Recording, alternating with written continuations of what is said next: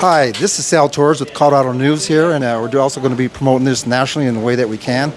And today we're here at a special place here on the 4th of July. Being an old Marine veteran, I just wanted to listen to some music, and even though we got rained down, we're here with the upcoming artist here, and I'm going to go ahead and give the mic to him, and he's going to introduce himself. Hi, good afternoon. My name is Rory Huskin, Rory Huskin Music, from Pueblo, Colorado.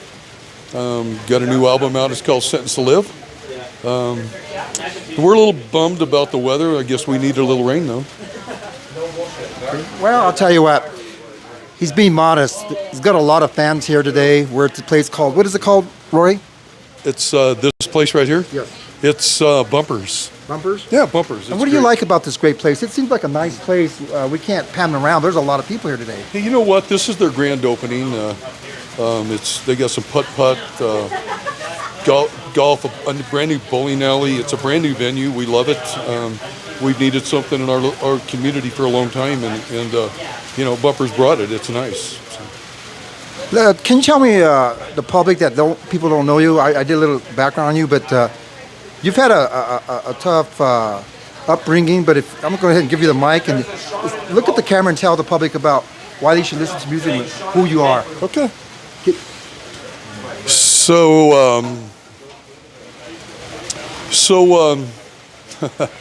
I'm an ex drug addict, alcoholic. I had a pretty tough life. I pretty much thought that my life was over and that drugs was pretty much the way to escape all of that. So, sitting in my truck one day, I promised myself that I never lived past 30, and looked in the mirror and told myself, I'm going to be 31 in a couple of days. And I heard this voice, and it said, "You've been sentenced to live." And I was a little angry. I was like, look, you can't make me live with all the garbage that I've caused in my life. And fans are going to like to hear that. So you're a real artist then, basically. Right. So what you're telling the public is, a lot of people just make up stories, but no, go ahead. The stories that they make up is not what you're making up. It's from your life experiences, correct? Yeah, all of these, every one of these songs that we wrote comes straight from my story. So not only that, so I had a time with myself that morning. Pity party. Called a sister. I needed really to use her shower is what I really needed to do. And I walked in, and this girl came over, threw her arms around me, and I fell in love. It's kind of funny. So the same day that I was sentenced to live, then, somebody comes into my life that was more important to me. So, because up to that time, my drug addiction and myself were the most important thing. Look, people were disposable in my life. I know it's not something that I like to hear today, but that's kind of where I came from. And people tell me today, you were antisocial? I can't tell today, and it's true. I am not that person anymore. So let me ask you some questions. What are the names? You have an album, correct? I do. And on that album, how many songs are there? There's 12. We wrote all 12 of them. Look, 11 of them are original. The 12th one is a remake from Firehouse. It's my wife and I get married to that song. Who's your wife, by the name? What's her name? My wife is Michelle Huskin. Yeah. Is she here today? She is. Okay, can we bring her on? Can we have Michelle with the artist Rory? Hey, tell everybody you're going to make her sing. Wow, we don't want to put her in a spot. Colorado, how you doing, Michelle? Colorado News. Do you claim ownership on this character here? I try to, yes. Okay. Mm-hmm. Can you tell me a little bit about as an artist, how it's inspired his songs and things of that nature, please? His songs are all based, at least so far, off of his life and or our life, and the way that God moves in it. I understand that not just with the experience, and it seems like you guys are genuine, and a lot of people see different artists. And what would you label your your songs, are they contemporary country? Are they a little bit mixed from rock and roll? How would you classify that as you as the artist? So, of course, I grew up country, so I mean, country's where my heart is. However, some of these songs have a little rock, and who doesn't like a little southern rock, right? And then I think there's a little jazz in it, so there's a little mixture. We didn't really quite know exactly what was going to sound the best or be the best, and there's a couple blues ones, and I thought I did. So your fans and the public are being told that it doesn't matter. You don't put labels on. It just comes from your heart, and it is what it is. What do you think his songs are? What do you think? What kind of music does it sound like to you? I agree with what he says. They're a good variety. There's a little bit of something for everyone. So if you're just one way, you just like rock, you just like country, there's something for you, one way or the other.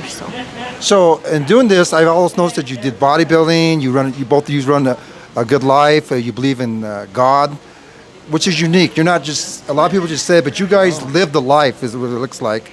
And you're up in the mountains in Colorado. And a lot of people we talked to, your fans, have said, well, he's more kind of like a country, but a little bit of a mixture. We're not sure, but we like his song. It's a pleasant ear. You have a kind of a raspy voice that's unique, that other artists have had that, we found.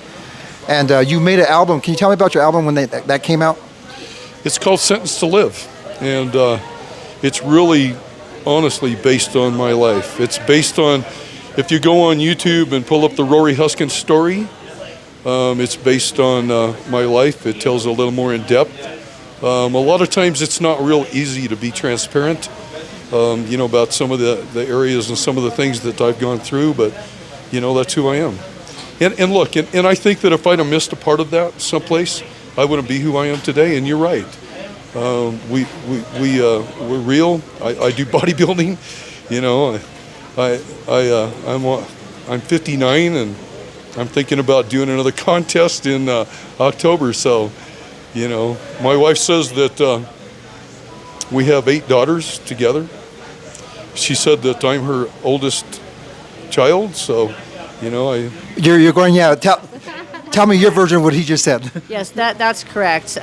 He doesn't grow up. I feel like he's going to be forever young. I'm pretty sure I've already passed him in age, and there's actually a 13-year difference. He's the older, but you wouldn't know.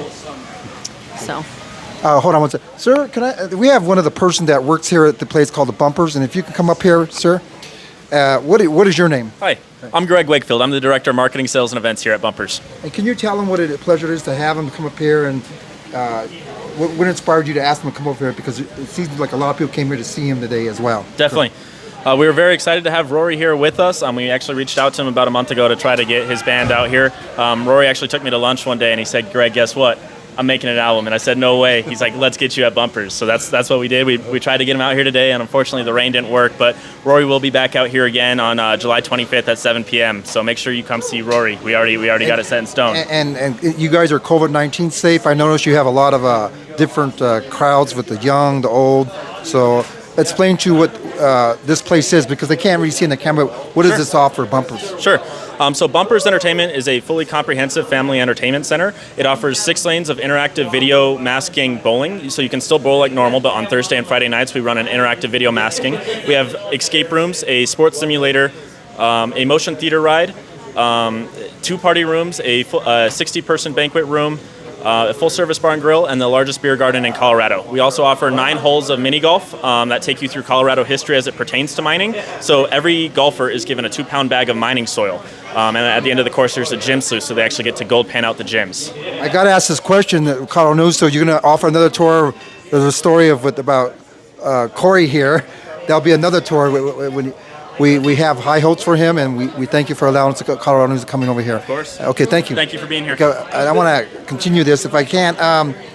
Corey, I understand. Where's your next move for tomorrow and a month from now? Where you see yourself with your music? And we know as a person, but you're just going to let the public decide, and you're going to push it the best you can, right? I ask myself that question every day. I believe in God. I ask God every day, what I'd really like to do is, so I go and I speak at the prisons a lot. It's kind of an uplifting speech, who do you want to be, and maybe these are some of the things that you look at. But I like to take the band, or at least my tracks, into some of the prisons. Maybe try to help, make a difference in somebody's life. Because at some point or the other, I've been right where they've been. So Let me ask you a question here. A lot of people, and I've been doing this for a while, Colorado News, and we've met other famous people. And we've met white, black, Latinos, purple, people I don't even have a name for. We don't label people. People like good music. So would you go to big concerts like your song, if it's a pleasing? A lot of them come from the gospel or some of your train thoughts that you just said. So, and the publics have asked that question. You said, we understand he loves God and everything, but will he go mainstream? So here. Teach me about that. So we went to see Mercy Me a couple years ago. We love to go to concerts, by the way. We love music. I don't care what kind we love music. So we went to see Mercy Me, and we didn't know who was opening for them. It was Zach Williams. He's awesome. Sorry about that, people, but we'll get security on her, okay? And Zach Williams came out, and he started playing this music, and he's got a raspy voice too. And I thought, wow, I like this guy. I really like this guy. And then all of a sudden, he's telling part of his testimony, and I thought, wow, I really like this guy. So when I finished my album, I asked my wife, I said, so where do you see me, honey? Where do you really see me? And she said, where I see you. She goes, remember when Zach Williams opened for Mercy Me? And I said, yeah. She said, remember it was a couple years ago. He wasn't really that well known yet. And I said, yeah. And she goes, I see where you could open for him. So if anybody knows Zach Williams, tell him I'd like to do that. We might see what we can do. But anyway, we'll keep you in mind. Okay. Colorado News has have opportunity to interview people like yourself. We see the nonprofits out there. What you talk is the positive notes. And for aspiring artists, what would you tell them if they wanted to be in the situation you're in? Because you're not just an artist, but you're a successful person in the community. What would the thoughts on that be to the upcoming struggling persons that you just described? So look, man, it's I think that it's all about giving back. And you said it, it's community. We give back. We're part of the community. We live in the community. But here, more importantly, if you've got a dream, I think that you should follow that dream. I don't think that you should let anybody talk you out of that dream. It's your dream, and people are afraid of failure. But it took me all those years to figure out that the definition of failure is I size myself up for the job, decide I can't, and never try. And that's not who I am today. I don't care if I fail, I'm going to get back up. So, it's all about following that dream. Can I ask you something? I'm a United States Marine veteran, and I remember 1983, the bombing in Beirut. And then there was a country singer that made a song about that, and it holds true to me. And you remind me of that person, and he became a famous person. I'm not going to give the name because this is about you today.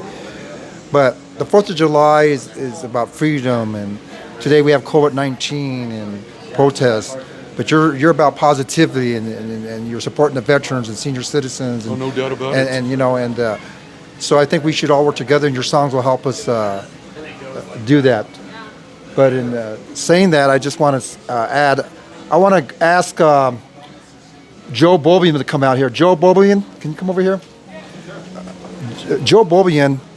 Sorry.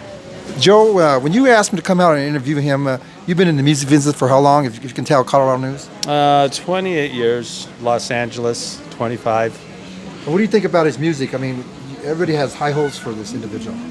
I respect any singer, any artist, any musician, but I'll tell you what, when you write your own songs, your own lyrics, your own melodies, I can quote people, but John Bon Jovi will tell you. Hold on, people. We're 2 security guards on that guy, okay? So anyway, getting back with Rory, to write your own original material, it's really hard. And, with his release, he's got some good songs, really good songs. Well, this is Colorado News, and thank you for allowing us to come out here, and the pleasure is yours. I'd like to shake your hand, strong guy people, and then this is the real boss here, we were told. And thank you, Joe. Thank you, Sal. Colorado News signing off. Thank you. Thank you.